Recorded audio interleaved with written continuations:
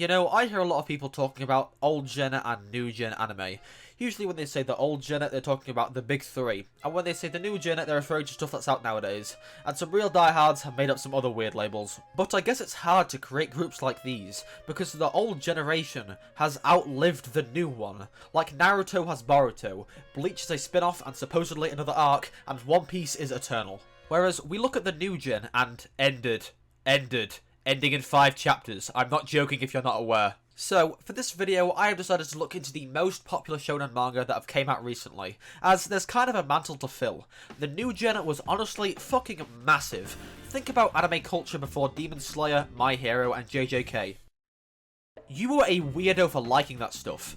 Now, half your co-workers are probably keeping up with the Shibuya incident. In terms of prerequisites, I'm being pretty flimsy. All the manga here have started airing during or after 2020, and either don't have adaptations, are getting adaptations, or have some adaptations fresh out of the oven. Okay, go. Tell them to bring me my money. Yeah! Wow, it's the start of my YouTube channel again. It is the greatest anime manga of all time. Enough time has... Is Kagurabachi the greatest show ever? No!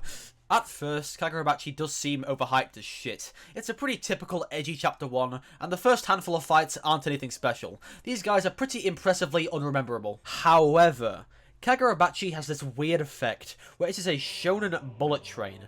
By chapter 10, it feels like you're at chapter 50 of a different manga. This is a fast-paced, no bullshit battle shonen. Seriously, even though the plot isn't anything to gawk at, the author does such a good job at moving the story along and expanding the world that it keeps everything quite entertaining because there is always something going on. It takes a lot of anime ages to show their typical strong squad with a big manga panel. Kagurabachi's author pulls that out in chapter 10 just for the love of the game.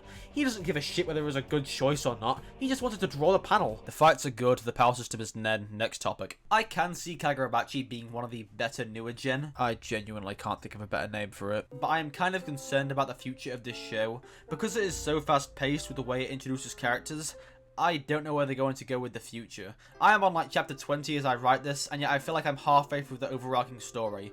The strongest plot devices in the manga have already been showcased. We might get Dragon Ball Z level power creeping if this guy keeps doing stuff compared to the rate of other mangakas doing stuff. But then again, this could just be because this is very much an arc-based story, and so far, each arc has hooked me pretty well. They have each had their own ideas which I think are pretty interesting, but I still have no idea where this is going. This is the big one, right? I mean, it's so big that I already have a video planned for this manga, so I am not going into detail. Yeah, it's alright. I think the point that I really want to drill into your skull here is that Sakamoto Days is just about showing cool fights. And there is nothing wrong with that. Cool fights make my brain happy, and thinking makes my brain sad. But I mean, that's really all Sakamoto Days is. It has always confused me when people call this the pinnacle of fictional storytelling, or even better than something like JJK. Well, whatever. I'm sure when this gets an anime, a bunch of annoying elitists are gonna come out and call it overrated mid anyway. Sakamoto Days is cool as shit. It isn't this deep, profound, thought-provoking story like Manga Daioh, only reserved for those who can truly appreciate it. A 3-star Michelin meal, if you will. Sakamoto Days is a greasy fucking run-of-the-mill burger. It's not amazing, but damn, you want a burger every now and then. I cannot wait to see some of these fights animated. Some of them are so fun, and I don't even like burgers. What the fuck am I talking about? Is this not just Sakamoto Days again? Okay, let's put the actual quality of this manga aside. What are we doing, guys? Was Spy Family really this influential? Strong mercenaries that now live a normal life, cute children that act as a mascot, romance side plots with varying degrees of importance. This time, the author just really liked shoujo.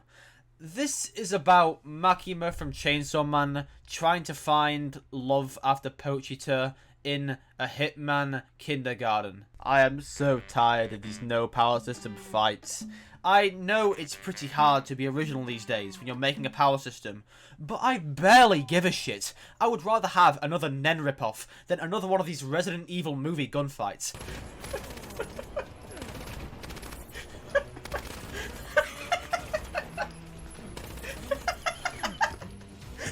Even Sakamoto Days sometimes struggles to make this interesting. The first time Kindergarten Wars locks the fuck in and tries to have a serious, profound fight. It really is the most typical fight ever. The villain is, get this, a parallel to the main character in an evil way, but they actually just wanted to be loved and to be friends with the main character. Take the Pulitzer Prize right fucking now. She is the exact same as this fucking guy, which I made an entire video about. I am kind of being harsh here, but since this is a mini review and I'm trying to get to the point, my thoughts on Kindergarten Wars, now that I'm a decent bit into the manga, is that the strongest point is its cast. I quite like them all, and I'm more interested in who was who than I am the 200th gunfight. You can also get jiggy and shake your balls. This is probably the best one. You know, I have a confession.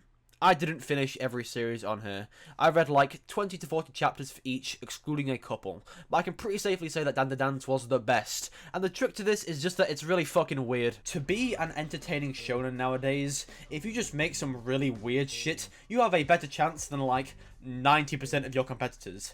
Dandadan is about a boy and a girl who get attacked by aliens and an evil spirit, awaken their powers because of that, but then the boy loses his penis and has to track down the grandma evil spirit that took it. There's also another grandma, but this one is hot. It's pretty good on all fronts. Art is amazing, fights are pretty good, I like the characters, and it has a romance, and it has a hot grandma. My biggest concern for Dandadan is that this show doesn't really have a goal, and the monster of the week pipeline isn't a pretty one, and Okaruna only has so many genitals that he can lose. But the manga is going on now, and I haven't heard too many problems, so I'm not too worried. Its adaptation is coming out in October. I'll be there, but you can also watch the 7 leaked episodes in 420p because Netflix can't do fucking anything right. Yeah, people really don't like this one because the guy who wrote Tokyo Revengers made it. And to that I say, wow, it's really fucking obvious, isn't it? And I haven't even seen Tokyo Revengers. He might have some gang fetish or something. Okay, it's not good, but it's not going to pop out the page, punch you in the face and fuck your girlfriend. It's just a mediocre, if not worse, shonen. I haven't read Tokyo Revengers, so maybe if you had, you would like this even less. But for me, this is just a flimsy, low-effort excuse to write some fights. If we're going to do the classic My Anime List review, this just kind of sucks in all departments. It probably has the worst art out of what I've read in this video. The fights are surprisingly two-dimensional. The power system is honestly just straight ass. The characters are boring. The plot and the world building are rushed. And I will not be elaborating on any of this because I can't be bothered to, even though it's literally my job. Blah! I watched most of this anime and it ranges from boring to quite good to unnecessarily confusing, which is a shame because I don't think it's good enough to warrant a rewatch so I can truly understand it. It's alright because it follows the weird rule. I actually didn't read this one because it has an adaptation, and that's good enough for me to give my shitty opinion. I actually really enjoyed this. The adaptation is really nice, and so far I've really enjoyed the historical aspects, and then a ninja child casually uses magic. If the adaptation stays as good as it is, this could definitely be one of the best anime of the year. It's got a great hook for a plot, and it's so far kept me intrigued even though we're doing silly stuff.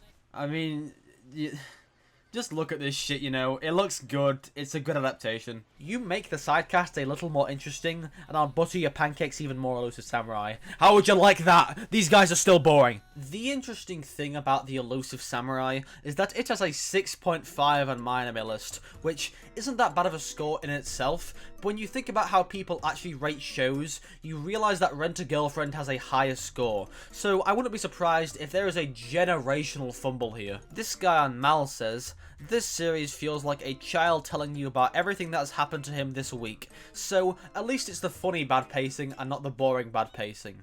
Either way, I hope the adaptation improves it. What else? The author might be a pedophile. There's a lot of little boys in this show. I mean, to be fair, you have like a 20% chance of that happening going into any manga, so no further comment. Well, there you go. There's the end of the video. If you want my opinion on what could replace the new gen Big 3 now they're all over, I'd probably say that the best out of these are Kagurabachi, Dandadan, and probably Sakamoto Days, but we'll see how things go. And to anybody who goes, actually, there will never be another Big 3, because yap. Yeah, you're right, but like, stop being a nerd.